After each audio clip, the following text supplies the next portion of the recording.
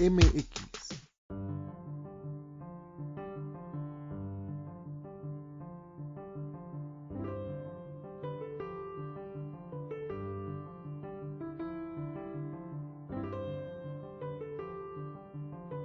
Con los padres de familia, con nosotros mismos. Y el día de hoy tenemos un invitado con una experiencia tal que, bueno, ahora que lo escuchen les va a agradar mucho su modo de abordar este tipo de temas. Él es el doctor Alejandro Águila. Él es el presidente del Instituto Hispanoamericano de Suicidología. Él tiene, pues, muchas participaciones con ese tipo de temas enfocados hacia esa conducta humana. También del otro lado tenemos también dos invitados por la parte de la comunidad estudiantil que el día de hoy nos quieren también compartir su punto de vista sobre este tema, que es la resiliencia. Tenemos a Ricardo Fuentes Cetina y a Irlanda Vilchis Hernández, que son estudiantes también y que también tienen ganas de compartir este importante tema con nosotros. Quédate con nosotros, recuerda que estás ahora con el programa de Titiano y Decisiones Vitales a través de DGS Radio, porque DGS Radio es tu radio. ¿Se te hacen conocidos estos sonidos? Descubre la magia de la tecnología. Esto es Ticlear. Pues bien, ya regresamos de esta pausa tan rápida. Y te recuerdo que estás en el programa de Ticleando con Decisiones Vitales a través de DGS Radio. El día de hoy vamos a tocar un tema de suma importancia para toda nuestra comunidad estudiantil, padres de familia, la parte docente también, que seguramente vas a estar siguiendo este programa. Ya comienzan a sumarse algunos a esta transmisión en vivo. Y te recuerdo que el día de hoy, a través de Ticleando MX, estamos tocando un tema importante, la resiliencia. ¿Qué es la resiliencia? Probablemente en tu vida, a lo largo de tu vida, has tenido alguna adversidad. La capacidad de adaptarse a esa adversidad y sacar lo positivo, esa parte es el concepto de resiliencia. Creo que has sacado esa capacidad en algún momento de tu vida, pero qué mejor que el doctor Alejandro Águila, que nos dé un poco más, que nos dé un poquito más de ese tema tan importante. Adelante, doctor Alejandro. Muchísimas gracias. Pues de entrada, pues un saludo muy grande, muy fuerte a todo el público que sigue esta transmisión y pues a los que están aquí en el foro. Muchísimas gracias a Irlanda, gracias Ricardo por estar con nosotros y por supuesto gracias a ti, Gabo, por la invitación que me haces para que podamos aportar este tema. Y fíjense que la resiliencia pues relativamente es un término nuevo, es un término que emerge de la metalurgia y tiene que ver con estos metales que a pesar de las temperaturas o de los extremos en climas no tenían una transformación o un cambio y si este cambio se daba, regresaban rápidamente a su origen y a su forma natural. Entonces, por eso se consideró que cuando estamos frente a alguna problemática, crisis, adversidades, pues estamos resilientes. Y pues la palabra resiliente se ha tomado del latín resilo y resiliere, que significa saltar hacia atrás o rebotar. Entonces necesitamos entender que la resiliencia es todo un estado en el cual se envuelve una persona, una familia, inclusive una sociedad, un lugar, un país, ante una situación adversa y que debido a las circunstancias que se encuentran en el entorno requiere modificarse, adaptarse, pero no altera su esencia. Particularmente esto es a lo que nos podríamos referir como resiliencia. Fíjese, doctor, que ya comienzan a llegar nuestras preguntas de nuestra comunidad estudiantil que sigue la emisión. No sé, Ivana, si pudieras dar lectura a la primera que veas por ahí en el foro. Ok, sí. La primera y que a mí me llamó más la atención es la de ¿qué ocurre con las personas que no logran ser resilientes? ¿Qué es lo que les pasa? ¿Qué se quedan ahí o qué es lo que continúa? Muy buena pregunta porque se ha cuestionado mucho si se nace o se construye, se forma la situación de ser resiliente. encontramos que en algunas personas hay una estructura de base, una estructura de personalidad, llamamos los psicoanalistas, que de alguna forma los hace fuertes ante las problemáticas, crisis o adversidades, y hay otros que van aprendiendo. Pero respondiendo a la pregunta, si alguien no tiene esa capacidad de resiliencia, por supuesto, cualquier problema, Irlanda, sea pequeño, sea grande, lo va a cambiar, lo va a transformar y lo va a trastornar. Hoy en día vemos mucha gente que está en una situación de mucha tensión, estrés, ansiedad, angustia, depresión, y es porque hay mucha vulnerabilidad, es decir, no tienen esta capacidad de recibir la problemática del entorno en una cuestión de filtrar y que no les afecte. Entonces, si alguien no es resiliente, por supuesto, las cuestiones externas le van a afectar con gran problemática. Gracias por la respuesta. Es importante la respuesta que nos da el doctor Águila a este cuestionamiento. Ricardo, ¿alguna otra pregunta que veas por ahí que te llame la atención? Bueno, ¿cómo se puede ser resiliente en este tipo de situación que ahorita vivimos, que es la cuarentena?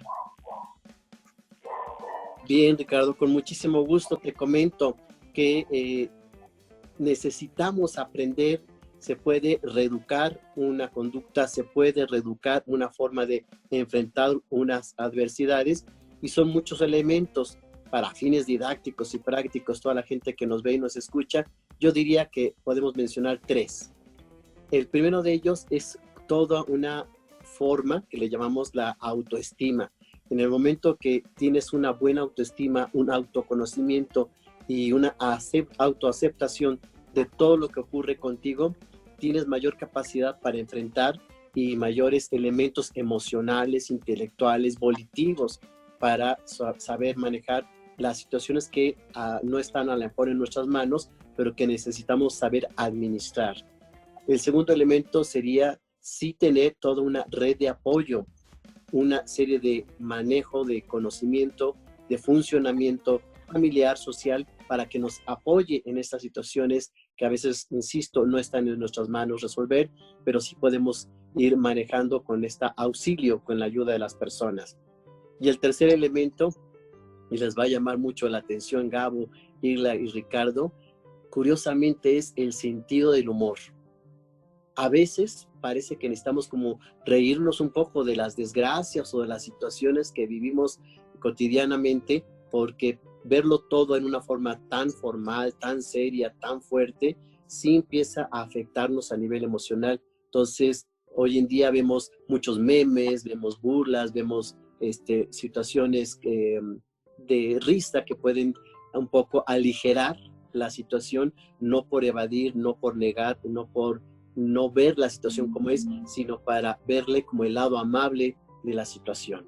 Serían las 3 primeras que podría comentarte, Ricardo. Doctor, yo le tengo una pregunta. Por ejemplo, el desarrollo del niño, es decir, desde los primeros horas de nacido hasta que comienza a caminar, y este rollo de que comienza ya a estar en el kinder, en la primaria, la secundaria, en este proceso formativo de la persona, ¿qué tanto influye el que los papás tengan esta capacidad de ser resilientes? Es decir, ¿un niño puede ser resiliente sin los padres con esa capacidad? Fíjate que encontramos de los 2 elementos, tanto niños que de alguna forma tienen una estructura fuerte, pareciera ser que hay algo genético que ya viene en ellos para enfrentarse a las situaciones, a veces tiene que ver también con esta inteligencia, con esa elementos que ya trae el menor para enfrentarse a situaciones, pero si los padres son resilientes, es más fácil que en el ejemplo, en la enseñanza, en la conducción que hagan del menor, el niño aprenda también a ser resiliente. Una familia que normalmente percibe todo el entorno, cualquier problema o crisis en una forma catastrófica, es probable que influya negativamente en el menor, pero si hay una situación positiva, constructiva, de aprendizaje en el adulto, con el puro ejemplo puede hacer cambios importantes en el menor, y al momento que el niño se enfrenta a situaciones, sabe que hay solución A, B, C, D, y no solo la problemática o la situación lo va a invadir y no va a poder realizar nada. Es decir, a lo largo de la educación se puede ir mostrando y enseñando al niño a ser resiliente. Importante lo que nos comenta. Doctor, fíjese que estamos siguiendo más preguntas. Y realmente, ¿tendrás alguna otra que te haya llamado la atención? Sí, es la de cómo se logra ser resiliente desde la adolescencia. O sea, si tomamos en cuenta que desde la niñez no lo eres y lo quieres iniciar a hacer desde nuestra edad, por ejemplo, ¿cómo iniciaríamos? ¿Cuál sería el primer paso que daríamos? Fíjate que en la adolescencia, decimos los psicoanalistas, se reeditan muchas situaciones de la infancia. Entonces, si durante la infancia no se pudo tener este funcionamiento resiliente, en la adolescencia es muy buena oportunidad para hacer cambios.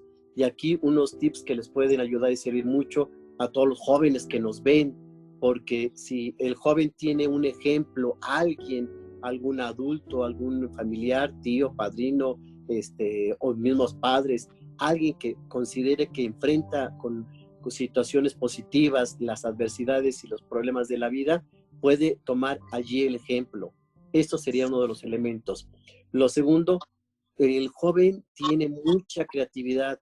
Yo no he visto joven sin recursos ni sin talento. Entonces, todo lo que pueda sacar el adolescente de sí mismo lo puede llevar a una resiliencia en donde a lo mejor la pintura, el arte, el deporte, la forma social de manejarse, lo pueden fortalecer, lo pueden llevar a tener una serie de recursos para enfrentar las adversidades. Y el tercer elemento, y por supuesto muy importante, sí es el informarse. Hoy en día el adolescente puede tener mucha capacidad y tiene muchos recursos para informarse de cómo lograr toda una estructura y fortaleza para estos problemas que estamos viviendo. Ok, gracias. Oiga, doctor, y para nuestros amigos docentes, sabemos que a veces el entorno familiar no favorece nada la resiliencia. ¿Y cuántos de nuestros chicos vemos que ante un 5, y eso por situaciones ajenas a ellos, a lo mejor no asisten a la escuela, no cumplen con sus deberes escolares, sin embargo el niño está ahí, pero lejos de saber afrontar el problema de la adversidad, se van abajo? O sea, ¿cuántos chicos nos toca recibirlos totalmente abajo, con su autoestima, no creen en ellos, no demuestran de sus trabajos, no mejoran en su desempeño? Y también nosotros como docentes, ¿qué herramientas pudiésemos, pues no sé, tener para poder fortalecer en ellos esa capacidad que a lo mejor la tienen totalmente inhabilitada, ¿no? ¿Cómo lo podríamos hacer como docentes? Fíjate que el docente tiene muchos recursos y te mostraría algunas situaciones que normalmente el docente puede identificar, a lo mejor con todas estas características que nos compartes, Gabo, de un chico que lo vemos decaído, que lo vemos poco motivado, o que todo lo ve negro, etcétera.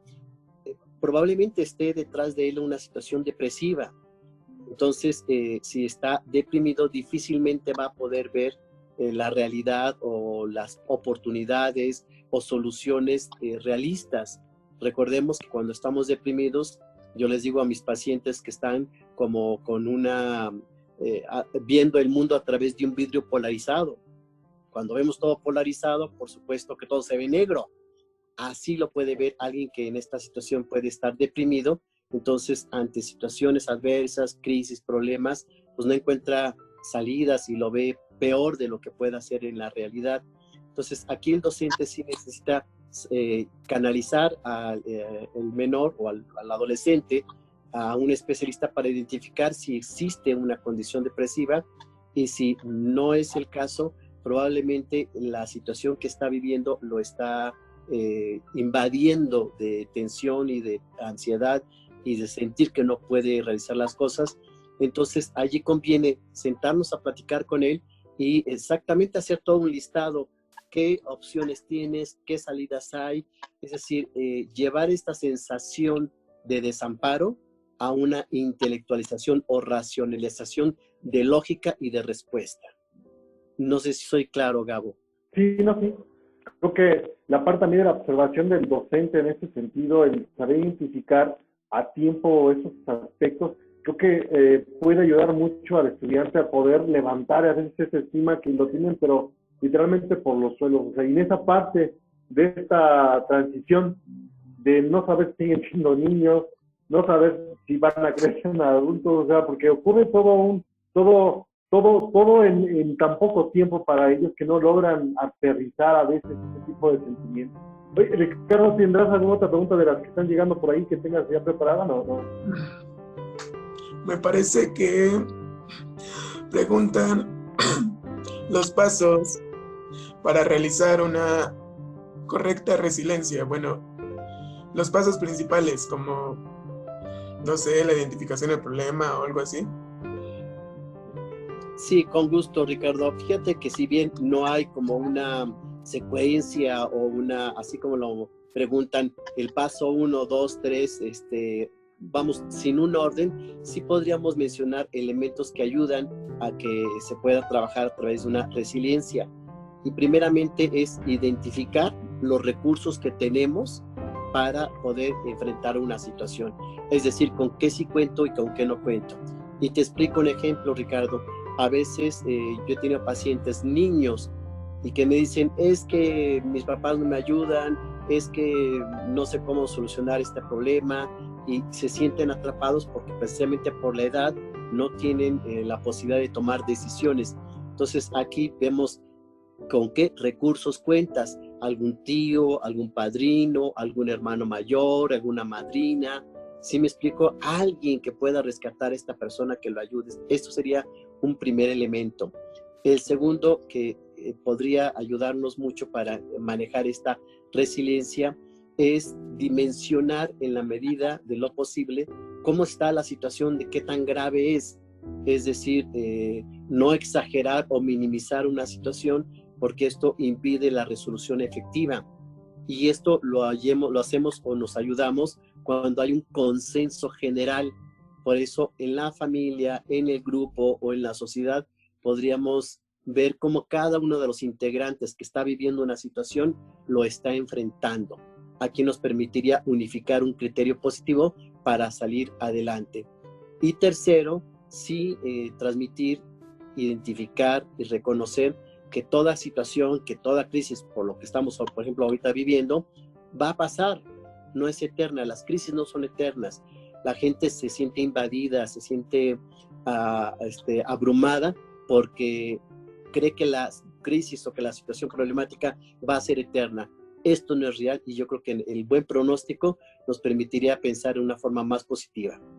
¿Alguna recomendación que le pudiera dar a los padres de familia que están ahora con sus hijos y que probablemente ya les hizo clic este tema y dicen, bueno, pues tú que soy resiliente, ¿cómo puedo transmitirle más a esto, pues a mis hijos, ¿no? Que los tengo ahora en este confinamiento, en este aislamiento que nos marcan las autoridades por esta contingencia sanitaria? La resiliencia es un recurso, es un elemento muy constructivo, muy positivo, que ahorita en esta temporada, si empezamos a trabajarla, a construirla y a instaurarla en nuestro funcionamiento individual, familiar, social, lograremos muchas cosas para esta situación y para las que vengan. Entonces, yo sí quisiera compartirles, para dejarles un sabor de boca positivo. Fíjense que he podido trabajar en muchos lugares de la República Mexicana, prácticamente hemos recorrido 22 estados con lo que hacemos nosotros en el Instituto Hispanoamericano de Suicidología, con diplomados sobre prevención del suicidio. Y curiosamente, Ciudad Juárez es una ciudad que por segundo año consecutivo se ha considerado una ciudad resiliente. Una ciudad, imagínense qué importante es, no es un individuo, no es una familia, no es una colonia, es toda una ciudad que ha tenido serios problemas, pues qué les platico, de narcotráfico, de prostitución, de drogas, de gente que va y viene, de muchas condiciones muy adversas. Sin embargo, la sociedad ha sabido imponerse, ha sabido enfrentar y atravesar esta situación. Entonces, si una ciudad tan grande, con una población tan numerosa, que ha tenido no una, sino muchísimos problemas, ha podido atravesar estas situaciones y hoy en día, por segunda ocasión, segundo año, se le considera una ciudad resiliente, quiere decir que podemos lograr muchísimas cosas desde el momento en el que empezamos a afrontar en una forma positiva, realista, constructiva y mucho ojo en integración y en unión. Cuando lo hacemos en equipo, cuando lo hacemos en grupo, es más fácil cargar una piedra entre varios que uno solo. Entonces se hace menos pesado, más mentes y más ojos y más sentimientos se unen para enfrentar las situaciones adversas. Entonces esto se tiene que aprender y construir, y algo que ayuda muchísimo es que cada vez que tengamos un resultado positivo, cada vez que sentamos que avanzamos en afrontar y atravesar una situación, nos aplaudamos, nos sintamos orgullosos de que lo estamos logrando, porque lo que bien se aprende se puede quedar instaurado.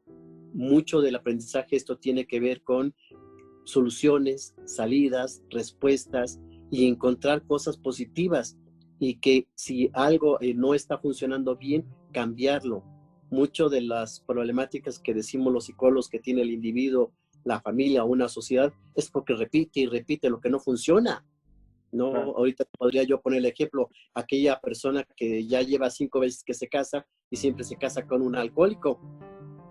Pues eso es que estás buscando siempre el alcohólico, ¿no? Entonces hay que cambiar formas, hay que cambiar estilos, hay que cambiar decisiones. Entonces la sugerencia siempre es que la decisión se tome en grupo, en familia, en conciencia de que puede hacerlo mejor a partir de varias opciones. Creo que puede ayudar mucho estos tips. Ok, y ahora que regresemos a clases y ya estemos con nuestros chicos, ¿cómo comenzar la resiliencia con ellos? ¿Cómo comenzar a hablarles de ello? Y sobre todo en los primeros días que probablemente van a comenzar a esta adaptación y van a comenzar a contar sus experiencias, que mira, ¿qué me pasó esto? ¿Qué me pasó lo otro? Pero ¿qué podríamos comentarle a nuestros docentes en estos primeros días y comenzar a trabajar esta capacidad con ellos? Fíjate que hay un término que usamos los psicólogos que le llamamos evento postraumático. Cuando después de una situación como esta que estamos viviendo, que se ha vivido en otros momentos con el N1H1, en terremotos o en otros países con guerras, etcétera, sabemos que hay una necesidad de readaptación. Respondiendo a tu pregunta, sí es importante que en este regreso existan 3 cosas muy importantes a quien nos ve y nos escucha que lo anoten. La primera de ellas, que se hable de la experiencia. La vivencia interna, la tuya, la de Irlanda, la de Ricardo, la de nuestro productor Germán y la propia, es muy diferente. Aunque vivamos lo mismo, en la misma época, en las mismas situaciones y condiciones, lo percibimos y lo transpiramos en forma diferente.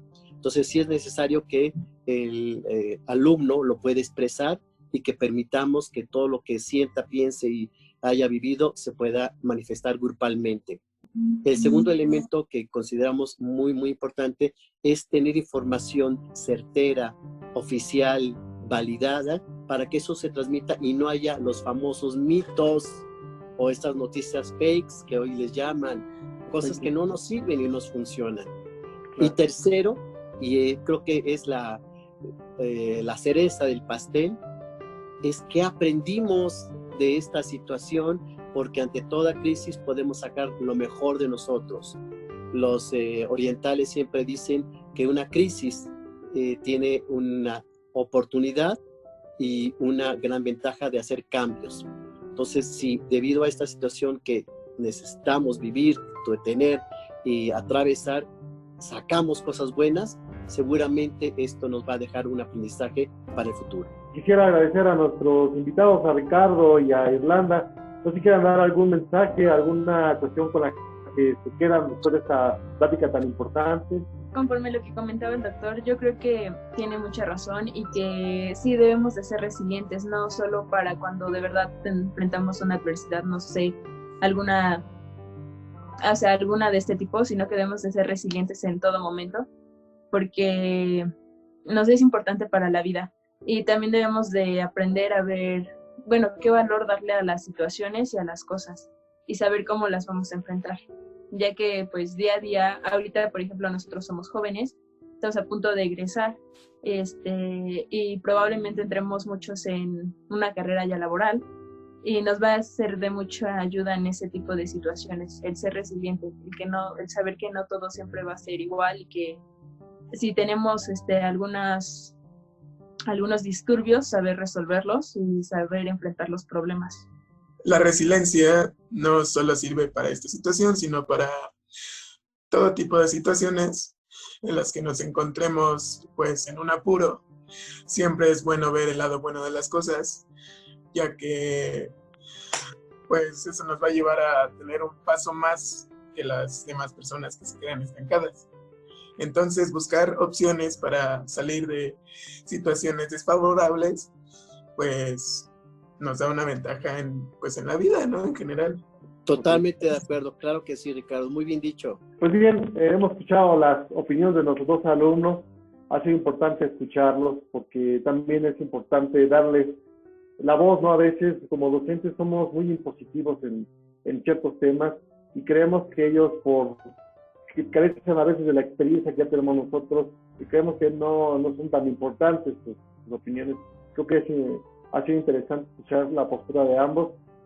Doc, pues le agradezco bastante, sé que anda con la agenda muy saturada y verle robado este poco más que media hora de charla, pues es invaluable y creo que más tarde la gente que pueda ver este contenido, pues de alguna manera le generaremos esa cuestión de saber que esta capacidad que tenemos de sobreponernos ante las adversidades es una cuestión que traemos y que creo que como sociedad mexicana somos ejemplo de que somos resilientes y que siempre salimos adelante, y creo que esta no va a ser la excepción.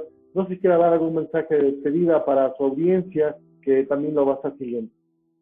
Claro que sí, Gabo, con muchísimo gusto. Pues nuevamente agradecer la oportunidad para hablar de este tema, para acercarme a tu público y pues sí decirles que esta situación que estamos viviendo nos da una enseñanza, un aprendizaje y hay que vivirlo en toda su intensidad, no sufrirlo, no padecerlo, que es temporal y que finalmente si logramos aprender de esto, vamos a salir enriquecidos con muchas cosas que nos hacen reflexionar, analizar, hasta filosofar. Entonces, nos veremos próximamente. Hemos llegado al final de esta emisión, no sin antes de agradecer a todas las personas que contribuyen para que este pequeño espacio radiofónico, esta propuesta radiofónica se lleve a cabo. Y también, ahora también nos vas a encontrar también en YouTube como Cicleando MX. Pues se despide de ti tu amigo Gabo Castala. Hasta pronto. Todo lo que te mueve en Estás en Cicleando MX.